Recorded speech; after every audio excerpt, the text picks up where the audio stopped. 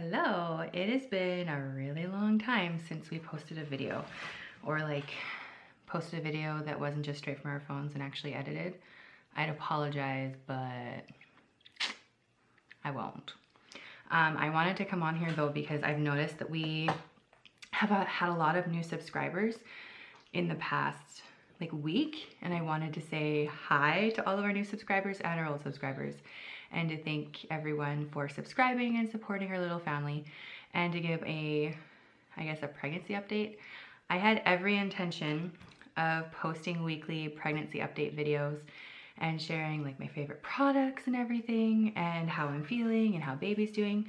But when we were hit with that like really scary news with the potential cyst in the baby's brain, we've kind of just been operating on a sorry, got it to focus. Been operating on a appointment to appointment basis, just because it's been difficult for both of us to look, I don't know, it's been hard. So for those of you who don't know and you haven't watched the last few videos, at our regular scheduled 12-week NT scan, we were told that baby had a cyst in its brain, and my family doctor, who's been taking care of my maternity care, whatever, pregnancy checkups, he is out of town getting extra training because our hospital is going to start, sorry, Lucy's awake right now. Our hospital is going to start delivering babies in May, so he has to get additional training for that, so he's been gone. And so another physician that's covering for him was the one that called me and told me.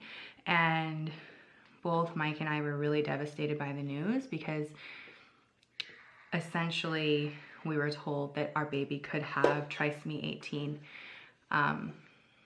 which not the most fun news to get, if we're being totally honest. And so we were referred to a specialist in Edmonton. We're in a really small town and they don't have the same level of healthcare. So we have to go elsewhere. And so we had that specialist appointment, and she reviewed our NT scan that's got us sent to her. And they tried to do another NT scan, but the baby just wasn't cooperating. And that is also what happened in the first ultrasound scan. The images were really poor, and she said as strongly as she could that it wasn't very well done in the most professional way possible. And they weren't able to see any cysts whatsoever in the scan they did, which is really awesome news.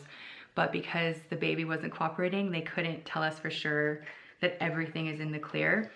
And in Canada, at least where we are, doing the further blood tests that check for the genetics, I think it's Panorama or Harmony, that's at a cost, and it's not something they recommend because it can give a lot of false positives. And so her recommendation was to get the quad screening blood work done when I was 15 weeks. And then on the 22nd of this month, we're going to her for our anatomy scan, because that's when the baby will be big enough to actually see if there are any issues. And she was very optimistic about that. Essentially, she couldn't tell us for sure that everything was fine. Hold on. She couldn't tell us that everything was a-okay because she didn't have any clear scientific data or a good test to back it up, just because the baby wasn't cooperating. So we're kind of in limbo right now. I don't know.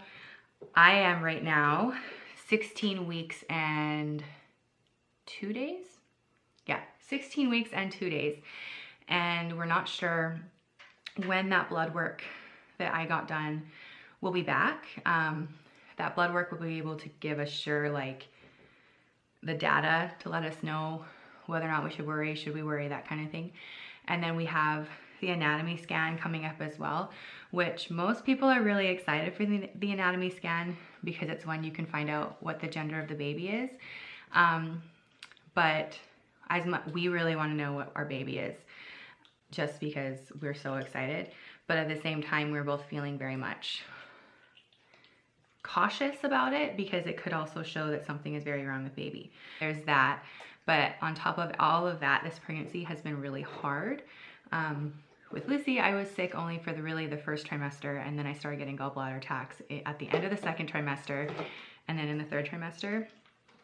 With this baby, I have been sick consistently until now, so 16 weeks, and there's been really bad nausea, and I've had really bad migraines, and really exhausted all the time.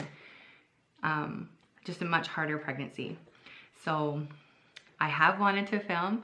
I honestly have just been sleeping. So I'm sorry about that. And I'm sorry this is kind of a boring video, but I just wanted to update everyone and welcome all of our new subscribers. We're gonna hopefully get back into the swing of things with updating or uploading more consistently, but no promises, because to be perfectly honest, this pregnancy is kicking me in the bum.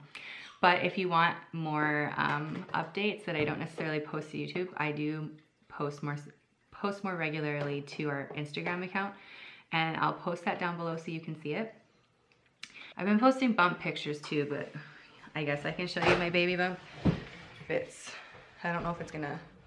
So there's a little one. I'm not wearing the best clothing. There you go. And right now our bets are that we are having a little boy. We think that it's a boy, but I think a little girl will be fun too. And also more stressful because we're having a really hard time finding girls' names that we like and agree on. Do you want to say hi to everyone? Lucy wants to say hi to you. Can you say hi?